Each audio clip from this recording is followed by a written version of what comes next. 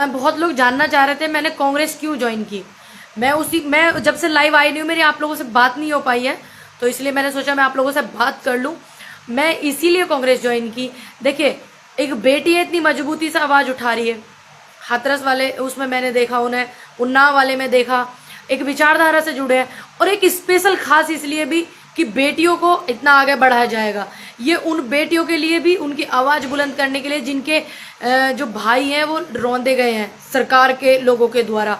ये उन बेटियों के लिए भी कि जिन्होंने माताओं ने अपने बच्चों को जन्म दिया, उनके बेटे नहीं है, उन घरवालियों के भी, उनकी सबकी आवाज़ बुलंद करने के लिए, क्योंकि वो बेटियों को आवाज़ बुलंद करने के लिए बोला गया है। तो उस आवाज़ को बुलंद करने के लिए उस सपोर्ट करेंगे। और कल भी किसानों के साथ थी, आज भी, और आज और ज़्यादा मजबूती से हूँ। मुझे नहीं पता भाई जी की क्वालिटी क्यों ख़राब हो रही है, माफ़ कीजिएगा। कई बार तो तीसरी बार मैं लाइव आ रही हूँ, आवाज़ ही काट दिया गया। और एक जो ख़ास बात है कांग्रेस ज्वाइन करने का, जो मेरा मेन मोटिव है वो ये मोटिव है कि एक तो लड़कियों को इतना वो करा जा रहा है। जैसे मैं बता रही हूँ, लड़कियों को बहुत बहुत बहुत धन्यवाद भाई जी। लड़कियों को ज़्यादा वो दी जाएगी और महिलाओं को, हमारे भाई जो है वो तो अपना लड़कर का अधिकार ले लेते हैं, लेकिन जब लड़कियों के कुछ हक में आ जाता है तो और ज़्यादा सहूलियत हो जाती है महिलाओं को। वीडियो को भैया प्लीज़ बहुत ज़्यादा शेयर करिएगा, क्योंकि बहुत सारे लोग मुझे कमेंट करके बोल रहे हैं क्यों ज्वाइन किया, ये किया, वो किया। अब हम ही आवाज़ नहीं उठाएंगे और हम ही नहीं सपोर्ट करेंगे तो कैसे? कोई एक, हमें बीजेपी मुक्त भारत चाहिए, तो मुझे किसको ज्वाइन करना चाहिए था? ये बात सिर्फ मेरे प्रदेश की नहीं थी, ये बात मेरे पूरे देश की थी। लोकतंत्र को बचाने की बात थी। और बहुत बहुत धन्यवाद अनिल कुमार जी। हाँ, मेरी 3 बार आवाज़ नहीं आई, मैं आपका मैसेज पढ़ रही हूँ लगातार, थैंक यू सो मच।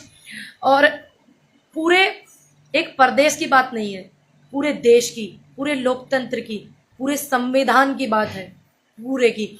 तो अब आप मुझे ये बताइए, अगर हम भी कहते हैं बीजेपी मुक्त भारत कराएंगे और आप भी हमें कहते हैं बीजेपी मुक्त भारत कराएंगे, कहते हैं कि नहीं, जो लोग नेगेटिव कमेंट कर रहे हैं मैं उनके लिए बोल रही हूँ, वो भी बोलते हैं कि बीजेपी मुक्त भारत और हम भी बोलते हैं बीजेपी मुक्त भारत, तो हम तो कराएंगे ही, कराकर ही रहेंगे, चाहे जो मर्जी हो जाए।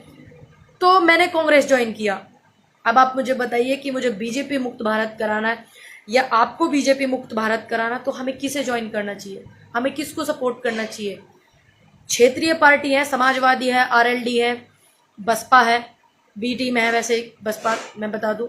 और क्या बोलते हैं, ये आपका नई नई पार्टियां, आम आदमी पार्टी है, ये क्षेत्रीय पार्टी है। बात मेरे एक प्रदेश की नहीं है, पूरे देश की है। पूरे देश की उन बेटियों की है जिनकी आवाज़ें बुलंद कर रही हैं, पूरे देश की उन किसानों की है, पूरे देश के उन युवाओं की है। मेरे प्रदेश में ही नहीं है बेरोजगारी, मेरे प्रदेश में ही नहीं होते बलात्कार, पूरे देश में कहीं भी आप उठा लीजिए। तो हमें बीजेपी मुक्त अगर भारत चाहिए तो हमें किसको ज्वाइन करना चाहिए था? कांग्रेस को करना चाहिए था। और हमने एक लड़ाकू बेटी को ज्वाइन किया है। जैसे कि मैं आपके अधिकार के लिए खूब लड़ी, खूब लड़ी, खूब मेहनत मैंने की, और लोगों ने एक एक कड़ी को तोड़ना स्टार्ट कर दिया। मेरे से पहले बहुत लोगों को तोड़ दिया, आंदोलन से हटा दिया, फिर मेरे को वहां से हटाने की इतनी लाख बार कोशिश करी गई, इतनी बदनामी कि ये एक करारा जवाब उनके लिए भी है जो ये बोलते थे कि ये बीजेपी में जाएगी। ये उनके लिए भी एक जवाब है, ये उनके लिए भी सीख है कि आप किसी को जज नहीं कर सकते जब तक आपके पास कोई ठोस मुद्दा ना हो जाए, कोई ठोस सबूत ना हो जाए, आप जज नहीं कर सकते किसी को। दूसरी बात, हमें बीजेपी मुक्त भारत कराने बैठे हैं क्योंकि पूरी जनता दुखी है, पूरा लोकतंत्र तहस नहस करा हुआ, पूरा का पूरा संविधान, बाबा साहब सबके लिए संविधान लिखे गए थे, लेकिन कुछ लोग को संविधान जब याद आता है जब उनको दुखी करती है सरकार, वैसे वो बाबा साहब को भूल जाते हैं, दलित समाज को भूल जाते हैं ना। अभी मैंने राहुल भाई का इंटरव्यू देखा, बहुत दुख हो रहा था उन्हें कि हम लोग सपोर्ट करने गए और दलित समाज के लोगों को वहाँ पे इस तरीके का वो करना पड़ा सामना। मैं सभी की तरफ से, मैं राहुल भाई आप लोगों से क्षमा चाहती हूँ अगर आपके साथ ऐसा हुआ, मेरे साथ भी ऐसा हुआ। ऐसा नहीं है कि दलित समाज के लोगों के साथ हुआ, मैं, आपको पता है, देखिए मुझे कहना नहीं चाहिए, लेकिन जो चीज़ सच है सच है। मैं ब्राह्मण समाज से आती हूँ और मुझे भी वो चीज़ झेलनी पड़ी। ऐसा नहीं है कि दलित समाजों को, जो मुखर आवाज़ें थी, जो सच बोलती थी, उनको झेलना पड़ा। और ये जो बोल रहे हैं ना, बोर्ड लगे हुए हैं बड़े बड़े, अब की बार 300 पार, तो ये जो पेट्रोल वाले लगे हुए हैं, थोड़ा ध्यान रखना 300 पार पेट्रोल ना हो जावे। बाकी हम लोगों को पूरे देश के बारे में सोचना था, और अब आवाज़ और अच्छे से बुलंद होगी, क्योंकि हमारी कमजोरी रही कि हमने विपक्ष को कमजोर किया। अब हम विपक्ष को मजबूत करेंगे, किसी ना किसी को तो सपोर्ट करेंगे ना देश में जो इनके खिलाफ लड़ सके। एक बेटी लड़ रही है तो मैं एक लड़ाकू बेटी के साथ हूं, मैंने आवाज बुलंद की, मैंने खूब लड़ाई लड़के आपको सपोर्ट करा और आगे भी मैं सपोर्ट करूंगी। ऐसा नहीं है कि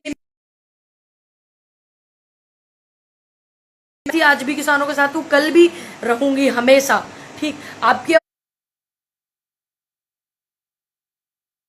आवाज को और बुलंद करूंगी, हर जगह आपकी आवाज पहुंचनी चाहिए, युवाओं की आवाज पहुंचनी चाहिए बेरोजगारी की